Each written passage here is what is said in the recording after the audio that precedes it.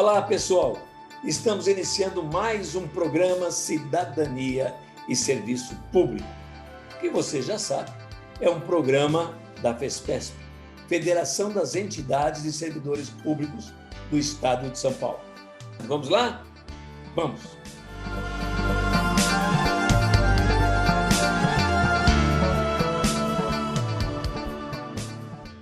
Em um evento da CNSP, ele disse assim: Décio, eu gostaria que você fosse fazer uma palestra para nós um dia. Estou aqui eu, pena que o José Góes não possa estar presente com a gente, né?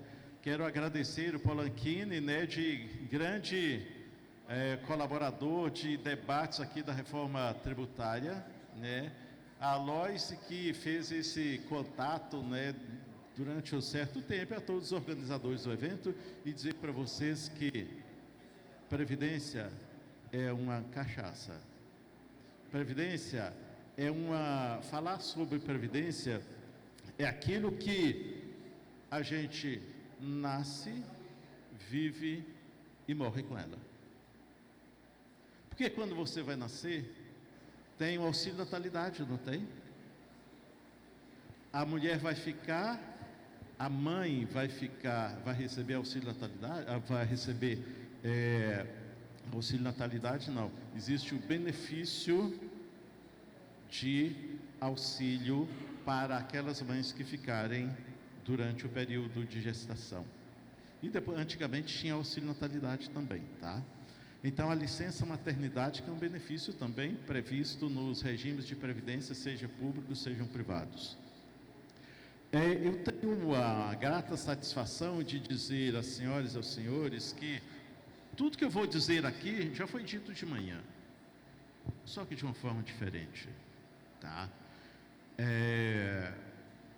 Nós estamos numa situação em que a gente tem a sensação de um retorno ao passado.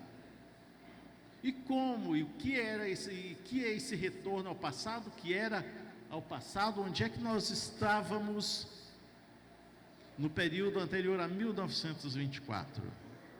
Socorros públicos, entidades de caridade. Era assim. Não existia um regime de previdência, não existia um sistema de previdência. E nesse caso, a Lei Eloy Chaves veio instituir as caixas de aposentadorias e pensões. Então, dessas caixas de aposentadorias e pensões por empresa, que evoluiu para os institutos de aposentadoria e pensão para categorias econômicas, veja que é como se a gente estivesse vivendo hoje. Hoje nós não temos os regimes de previdência complementar por empresa.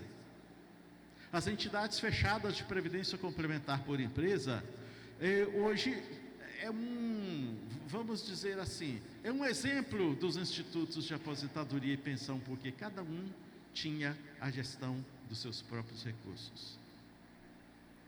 O que eram os institutos na época, e que tinha um que chamava, qual era o que nos interessa, vamos dizer assim, aqui qual era o instituto? Você ouviu falar de IAPI, IAPC, IAPB, IAPM, tudo isso.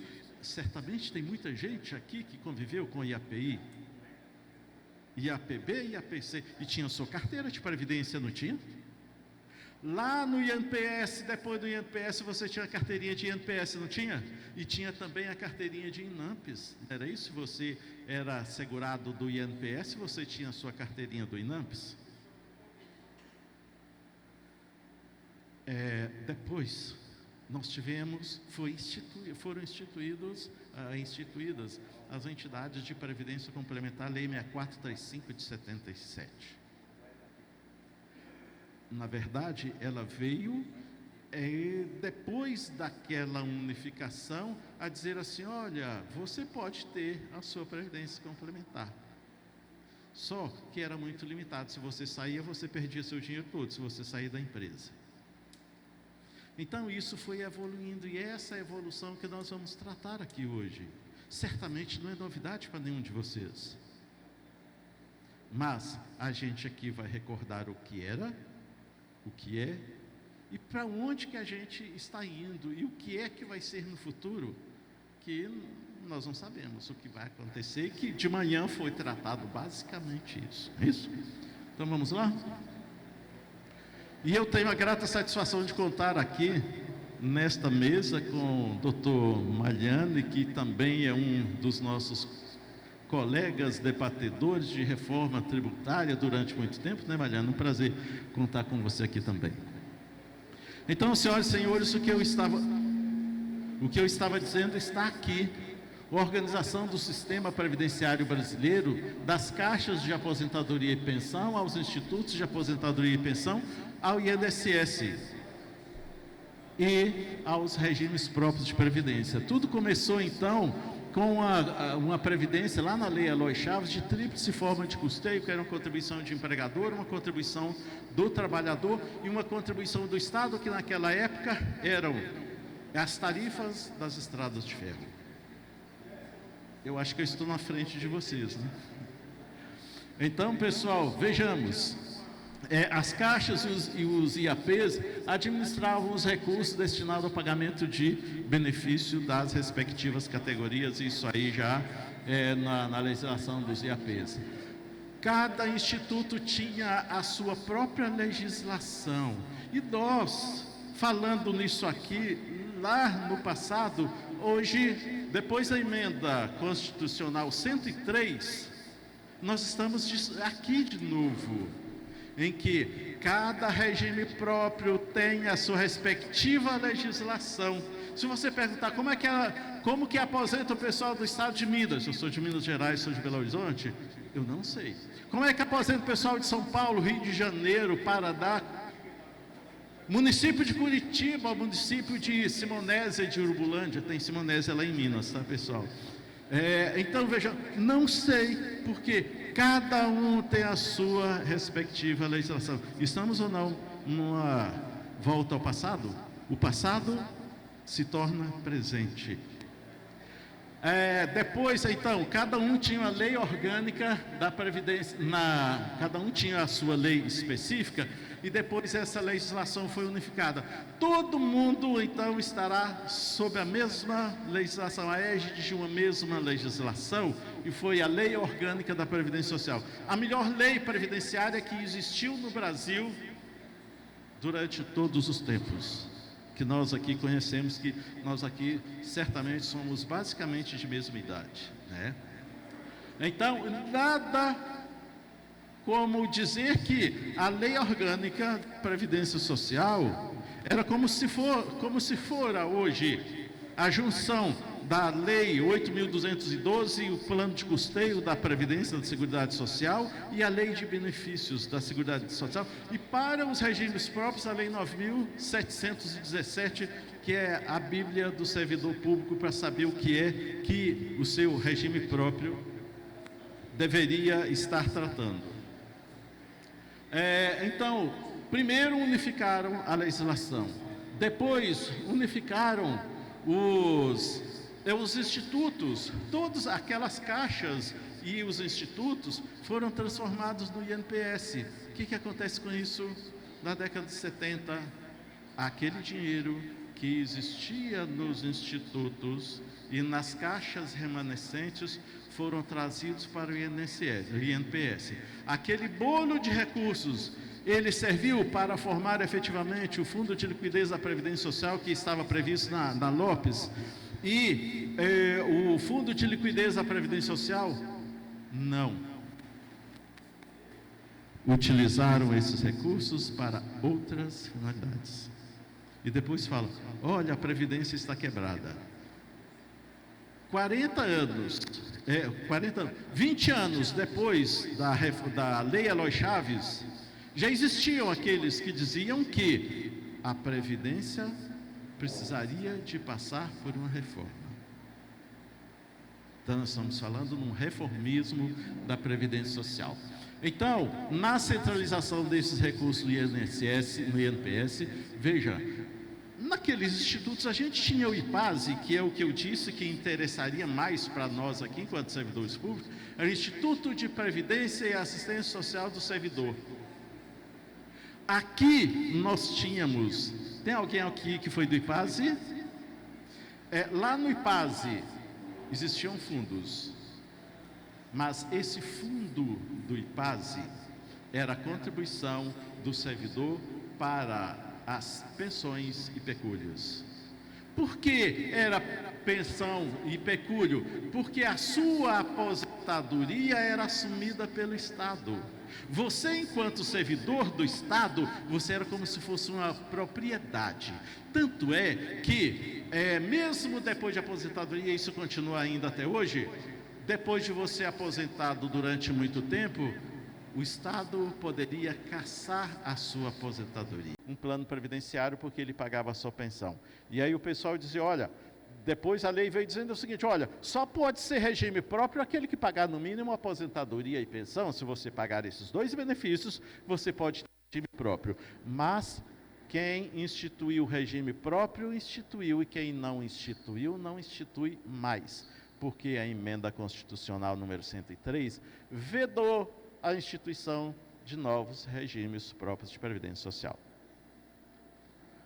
Então, a lei complementar número 109, ela estabelece as normas gerais sobre o regime de previdência complementar. A lei complementar número 108, ela dispõe sobre a relação entre a União, Estados, Distrito Federal e municípios, autarquias e fundações, empresas de economia mista e suas respectivas entidades, todas as estatais. Então, a partir daí, continuam mantendo o regime de previdência complementar, mas deve observar a paridade contributiva. Se o participante contribui com 8%, é só 8% que pode contribuir o patrocinador. Na emenda 41, ainda fala do regime de previdência que é assegurado, um regime de previdência de caráter contributivo e solidário. Antes não tinha solidário, contributivo e solidário porque você que já aposentou, como os regimes são praticamente todos falidos, né? Ou seja, todos falidos não é isso, é como os regimes próprios de previdência, quase todos são deficitários, desculpa, não é falido, é deficitário. Então, olha, tem que ser solidário. Olha, quem já aposentou, porque não existe direito adquirido a regime jurídico, você também vai contribuir, você é solidário, você deve ser solidário aos regimes de previdência, aos que existem, porque no regime de repartição simples, recebem aqueles que estão aposentados, mas que contribuem para os futuros receberem. E foi dito isso aqui de manhã do regime de repartição simples. Muito bem, então é o fim da integralidade e paridade para os aposentados a partir de janeiro de 2004. Cálculo de benefício é média de 80% dos melhores salários de contribuição tomados por base de julho de 94. Abono de permanência no valor da contribuição previdenciária para o servidor que implementa condições e continua a trabalhar. E, conforme nós vimos aqui hoje, boa parte de vocês que ainda são ativos vão sair somente quando completarem 75 anos, que vão ser expulsos do serviço público. Por quê? Porque a forma de remuneração é por penduricalhos, e penduricalhos que não levam para a aposentadoria. Portanto, você só vai sair quando for obrigatório. Então, evidentemente, nós vamos ter um serviço público mais envelhecido, porque não vão deixar de fazer concurso para pessoal novo, porque as atividades serão todas terceirizadas. Perceberam? Então, vamos em frente. A Previdência Complementar, então, será instituída mediante lei do respectivo ente federado, por meio de entidade fechada de caráter público, que oferecerão benefícios apenas na modalidade de contribuição definida. Veja, a emenda 41 diz que o regime de Previdência Complementar deverá ser por entidade fechada de caráter público e contribuição definida. O que significa ser de contribuição definida? Por que não de benefício definido? Por que não de contribuição variável? Para a atividade privada, você tem as 3 modalidades. O plano de benefício de uma entidade fechada de previdência complementar poderá ser benefício definido, contribuição definida ou contribuição variável. No modelo de benefício definido, você sabe qual é o benefício que você terá direito nos mesmos termos da Lei 8.213 e nos mesmos termos do seu regime próprio de previdência. Você entra e você sabe qual é o benefício que você terá direito nos termos da lei. Na contribuição definida, não. Você sabe que o seu patrocinador, que é o Estado, aqui nós estamos falando de servidor público, o seu patrocinador, que é o Estado, nas 3 esferas, a União, Estado, Distrito Federal e municípios, e ele vai contribuir, se você contribuir com 8%, ele contribui com 8%, mas ele vai esquecer o Estado, esqueceu que você existe.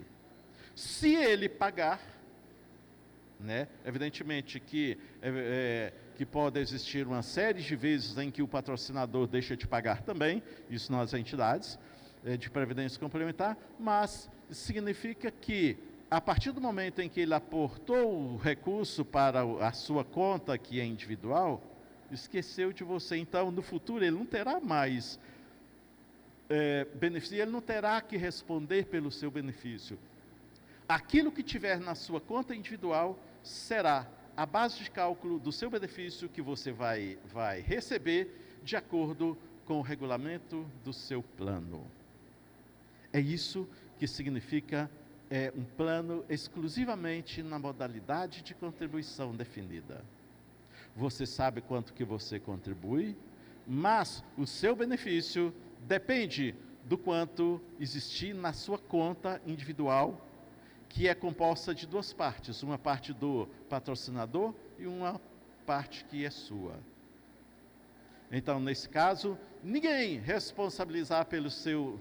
do Estado responsabilizará pelo seu benefício futuro, tá? Então, institui a contribuição de aposentados e pensionistas que incidirá sobre o valor que exceder o limite do regime geral de previdência social. Se o Estado, nas suas 3 esferas, tiver instituído um regime de previdência complementar, ele pode limitar os benefícios dos seus servidores ao limite do regime geral de previdência social. A vedação de mais de um regime próprio, de mais de uma unidade gestora no mesmo ente federado, ou seja, o Estado só poderá ter um regime próprio de previdência que vai ser, no caso, destinado aos servidores, seja do Legislativo, Executivo ou Judiciário. Você não terá 3 entidades gestoras, unidades gestoras, e você não terá 3 instituições. Você terá uma única instituição de previdência para todos os poderes. O Estado, o Distrito Federal e o município instituirão contribuição cobrada de seus servidores. Vejam que na emenda 20 e na Constituição era assim. Estado, os municípios, não Estado. Os municípios poderão instituir contribuição. Por isso que ninguém instituía contribuição, lá não era obrigatório. Poderia instituir contribuição para planos de benefício previdenciário e assistencial. Portanto, era uma série de vezes que o servidor chegava lá no INSS, e eu trabalhava no núcleo de orientação contribuinte, chegava lá dizendo o seguinte: olha, doutor, como é que nós vamos fazer? Eu cheguei lá na agência do INSS, eles falavam em INPS, cheguei lá na agência do INPS e eles não vão conceder meu benefício porque não tem contribuição.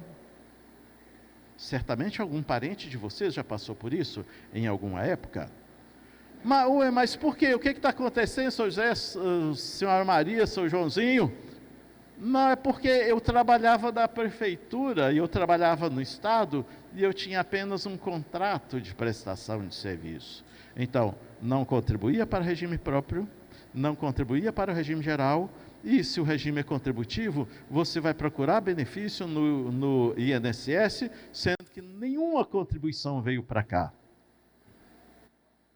Então, senhoras e senhores, isso era muito grave. E continua sendo ainda, porque isso aí não acabou. Nos regimes próprios, nem sempre os entes federados repassam os recursos, tá? E no regime geral, muito menos contribuições existem, muito menos contribuições dos participantes, não, dos empregadores existem.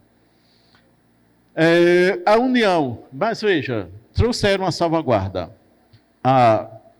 Não antes, a Lei 10.887, ela que regulamentou a emenda 41, e a contribuição do servidor ativo, então, passou de ser 11%. E o ente federado também deveria repassar 11%. Muito provavelmente, existam alguns regimes próprios de previdência que não fizeram a transformação ou não fizeram a atualização de acordo com a emenda 103 e certamente vão estar pagando ainda 11%. Ou seja, o servidor ainda vai estar pagando 11%. A União, Estado, Distrito Federal e Município, então, são responsáveis pela cobertura de insuficiências financeiras do respectivo regime próprio. Você quer instituir regime próprio? Institua, mas você se responsabilizará pelo pagamento dos benefícios se aqueles recursos não forem necessários, não forem, suficientes. A emenda 103. Um novo paradigma. Esqueçam tudo que vocês viram, esqueçam tudo que vocês passaram, porque agora é novo mundo. Qual é esse novo mundo? Uma nova realidade em relação aos regimes de previdência, uma total insegurança jurídica. E a insegurança jurídica, ela começa exatamente naquilo, alguns acham que é bom, né? Mas isso é péssimo para regime próprio. Quando, desde a Constituição, na redação originária, ela diz assim, nas competências, é competência privativa da União instituir contribuição social. É competência concorrente, estados e municípios, em matéria de previdência, para instituir contribuição de seus servidores para planos de previdência e assistência social. Então, como os municípios têm competência também para instituir contribuições para seus servidores, é uma competência concorrente, mas na competência concorrente cabe à União estabelecer normas gerais, não é isso? Tá? Então vejam, desconstitucionalização das normas previdenciárias, uma transitoriedade você tem, até que a lei, olha, o que está escrito na Constituição em regime previdenciário é até que lei trate diferentemente. As regras de benefício de servidores federais não se aplicam aos regimes próprios de estados e municípios que podem estabelecer as suas próprias normas. Aproximação das normas de regime próprio da União e do regime geral de previdência. Revogação de regras de transição das emendas anteriores. Antes as coisas eram mais ou menos previsíveis. Tempo rege o ato. Quando que você entrou? Então, pelo tempo que você entrou, quando você entrou, você ia lá nas regras de transição, você entrava tranquilamente. Hoje não é mais a mesma coisa. Aproximação, então, dos regimes, revogação de regras de transição, aumento de contribuição de servidores federais que beira ao confisco, contribuição escalonada de 7,5% até 22% para servidores federais, vedação de cumulatividade de aposentadorias e pensões, exceto quando se tratar de cargos acumuláveis. Vedação de instituição de novos regimes previdenciários e extinção dos já existentes. Aqui, vejam, olha, se você instituiu, ótimo. Se você não instituiu, não institui mais. Se você instituiu e a coisa está feia, extinga. Porque aí vai para o INPS, vai para o regime geral, vai para o INSS. Perceberam, então, qual para onde que estão levando todo mundo? Servidor público, não é isso que passa na cabeça da população? Servidor público, e não é isso que passou na cabeça do do anterior ministro da Economia, e até do Fernando Henrique Cardoso, quando disse que servidor público era vagabundo. E, ultimamente, olha, servidor público é inimigo, vamos colocar uma granada no bolso dele. E aí já colocamos. Não era isso que a gente ouvia? Senhoras e senhores, se o Brasil está muito bem, ou está bem, ou em qualquer situação que esteja, evidentemente que o Estado, e isso a professora disse muito bem, isso tudo, a iniciativa privada depende do Estado, depende da existência do Estado e depende do servidor. Agora, nesse tarifaço, a quem as empresas vão recorrer? É o Estado, não é? Está sendo destinado recurso público para salvar as empresas, e certamente as mesmas empresas que nem sempre recolhem sua contribuição previdenciária incidente sobre a folha. E no agronegócio, que a contribuição sobre a folha é substituída por um percentual de contribuição incidente sobre a comercialização da produção rural, mas quando se tratar de exportação, não existe contribuição nenhuma. Perceberam? Esse é o estado de coisas em que a gente vive. Não é o Estado que realmente vai socorrer todo mundo? Então, defenda o Estado, um Estado forte, um Estado com servidores capacitados, um Estado que preste efetivamente serviço para as populações, para a população ou para as grandes organizações, sejam públicas, sejam privadas. Defender o Estado deveria ser uma obrigação de todos os conglomerados econômicos.